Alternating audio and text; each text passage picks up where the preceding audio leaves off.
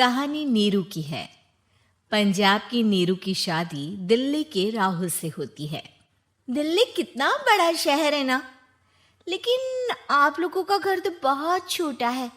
हमारे पंजाब में तो ये बड़े बड़े घर होते हैं कि मजा ही आ जाता है। कोई बात नहीं नीरू, मैं भी तुम्हारे लिए बहुत बड़ा मकान बनाऊंगा बहुत जल्दी। नीरू के पिता जहाँ पंजाब के जाने माने व्यापारी थे, वहीं उसका पति राहुल दिल्ली में एक सिंपल नौकरी करता था। माँ, यहाँ तो घी मक्खन इतना महंगा है कि क्या बताऊं। मैं तो तरस ही जाती हूँ घी खाने के लिए। नीरू की माँ को ये सुनकर बहुत दुख होता है। मेरी बेटी को घी नसीब नहीं हो रहा है और ये बहू यहाँ बैठकर घी में शक्कर डाल रही है। देख वनिता, मैं साफ कह रही हूँ, इससे घर में जितना घी आएगा उतना ही मेरी बेटी के घर दिल्ली भी जाएगा। अरे ये क्या बात होती है माँ जी? बेटी का उतना ही करो जो अच्छा लगे। अब क्या मायके से घी और मक्खन तक की सप्लाई करोगी आप? हाँ, मेरी बेटी किसी चीज को तरसे मुझसे बर्दाश्त नहीं होता। अब क्या था, नीरू के मायके में 2 किलो घी आता तो 2 किलो दिल्ली जाता नीरू के पास। एक दिन, माँ बड़ी गर्मी पड़ती है दिल्ली में। इस घर में तो एक ही एसी है और वो भी ड्राइंग रूम में। सारा परिवार एक ही कमरे में सोता है। हाँ बेटा, वो तो हर घर की कहानी है। यहाँ भी एक ही एसी है। अरे बिल इतना आता है कि क्या बोलूं। तभी वहां राकेश आ जाता है। माँ, थोड़ी देर में यहाँ कुछ प्लम्बर आएंगे मेरे कमरे में एसी लगाने। जरा ध्यान से लगवा देना ना माँ। ओए, ऐसे कैसे तेरे कमरे में एसी लगेगा? हाँ राकेश, एक बार बात तो कर लेता। अरे पापा, वो वनिता को गर्मी में नींद नहीं आती। ड्राइंग रूम में सबके साथ सोने में वो अनकंफर्टेबल है, इसलिए। अरे पूरे परिवार के साथ वहां तेरी बहन नीरू भी तो सोती है। वो नहीं हो रही क्या अनकंफर्टेबल? समझ रहा है ना? अगर एसी लगेगा तो एक दिल्ली में तेरी बहन के कमरे में भी लगेगा, तभी तू लगा सकेगा। राकेश वनिता को सारी बात बताता है। वनिता करती भी क्या, मन मार कर बैठ जाती है। माँ, ये लोग ठीक नहीं है, क्या करूं मैं? अरे बेटी, यहाँ आ जा तू, यहाँ आकर रह ले। अरे छोड़ दे ऐसे पति को। कैसे छोड़ दूं माँ? समाज क्या कहेगा, लोग क्या कहेंगे? वैसे भी मेरा एक बेटा है मयंक। अरे हटा बेटा, तेरी उम्र ही क्या है? इतनी परेशान रहेगी तो काम कैसे चलेगा? खैर, बात आई गई हो जाती है। माँ को लगता है कि नीरू ठीक है, तो वहीं नीरू के मन में एक ही लाइन चल रही होती है, यहाँ आजा। माँ ने तो बोल ही दिया है कि यहाँ आजा। बस मयंक थोड़ा सा बड़ा हो जाए, इन गरीबों को छोड़कर मैं वापस माँ के पास ही चली जाऊंगी। वो इसी सोच में बाजार में चल रही थी कि मैम, आपका दुपट्टा जमीन को छू रहा है। नीरू जैसे ही उस लड़के की तरफ देखती है, देखती ही रह जाती है। हाय रे, कितना सुंदर लड़का है ये। अब क्या हुआ? मैंने कहा आपका दुपट्टा। तो खुद ही उठाकर दे दो ना। लड़का समझ जाता है कि नीरू उस पर फिदा हो चुकी है। वो उससे उसका नंबर लेकर चला जाता है। अब क्या था, नीरू और रोहित में लगातार बातें होने लगती है। मैं हरियाणा का रहने वाला हूँ, यहाँ एक बड़ी कंपनी का मैनेजर हूँ। अच्छा, और कितने बच्चे हैं तुम्हारे? बच्चे? अरे मेरी तो शादी भी नहीं हुई है। तुम बताओ, शादी करोगी? नीरू शर्मा जाती है। अब लेकिन मैं तो पहले से ही शादीशुदा हूँ।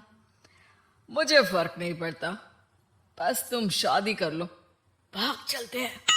बहुत पैसे वाला हूं मैं, हमेशा खुश रखूंगा तुम्हें। नीरू रोहित से मिलकर सारा प्लान बना लेती है और फिर एक दिन घर से भाग जाती है। दोनों शादी कर लेते हैं। शादी के बाद क्या बात है नीरू, तुम्हें परेशान सा देखता हूँ, सब ठीक तो है ना? हाँ हाँ, सब ठीक है।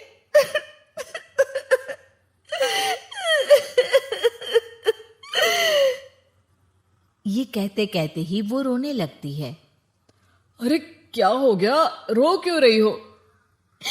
मैंने तुमसे एक बात छुपाई है और वही बात अब मुझे परेशान कर रही है। रोहित, मेरा एक बेटा भी है, उसका नाम मयंक है। क्या बात कर रही हो, ये तुमने मुझे पहले क्यों नहीं बताया? देखो नीरू, मेरी माँ को मैंने ये नहीं बताया है कि तुम शादीशुदा हो। बच्चा मैं मैनेज नहीं कर पाऊंगा। नीरू को समझ में नहीं आता कि वो क्या करे। तुम उस बच्चे को अपनी माँ को क्यों नहीं दे देती? नीरू चुपके से माँ को फोन करती है। माँ, क्या मयंक को तुम रख सकती हो? बेटा, मैं राकेश के साथ बात करती हूँ। आखिर घर का बेटा वही है, जो वो बोलेगा। वैसे भी बेटा, तूने जो किया है ना, उसके बाद से पूरा घर तेरी बुराई कर रहा है। मैं भी अब किसी से तेरे लिए लड़ नहीं सकती। राकेश बेटा, नीरू ने तो जो किया बहुत ही बुरा किया, लेकिन मैं सोच रही थी कि क्यों ना मयंक को हम यहाँ ले आए। तभी वनीता बोल पड़ती है। वाह जी, ऐसे कैसे यहाँ ले आए? यहाँ क्या भंडारा भरा है? और जिस बच्ची की माँ ने नहीं सोचा, उसके लिए हम क्यों सोचे? नीरू को एक बार तो अपने बच्चे के बारे में सोचना चाहिए था ना। अरे लेकिन तेरे पास भी तो लड़का नहीं है ना वनीता? माँ, वनीता ठीक बोल रही है। कल को वो बड़ा होकर इसी घर का हिस्सा मांगेगा तो हम क्या करेंगे? माँ कहती भी तो क्या, वो चुप रह जाती है। वहीं नीरू का पहला पति कहता है। माँ, अगर आज भी वो वापस आ जाए तो मैं उसे माफ कर दूंगा। बेटा, गरीबी चीज ही ऐसी है, क्या करेगा? तू तो अब मयंक का सोच। वो बेचारा तो बिना माँ का हो गया। मयंक के खातिर तो दूसरी शादी कर ले बेटा। लोगों के लाख समझाने के बाद नीरू के पहले पति की शादी रिद्धि से हो जाती है, जिसके पहले पति से 2 बच्चे होते हैं। देखो जी, मैंने शादी सिर्फ बच्चे के खातिर की है।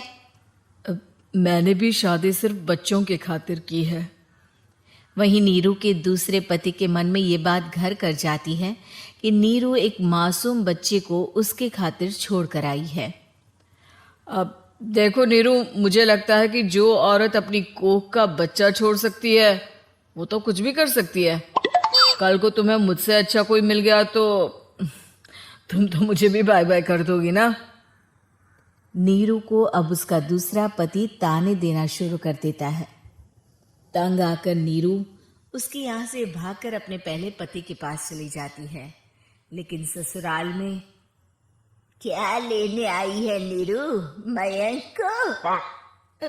नहीं नहीं सासू माँ, मुझसे गलती हो गई, मुझे माफ कर दीजिए। नीरू, अब वक्त खत्म हो गया है, मेरी शादी हो चुकी है। तो छोड़ दो ना उसे, हमारा बच्चा है। मैं आपको अपनी माँ नहीं मानता। मेरी नहीं मान तो बात अच्छी है। नीरू मयंक की बात सुनकर समझ जाती है कि उसके पास अब न आसमान रहा ना ही जमीन।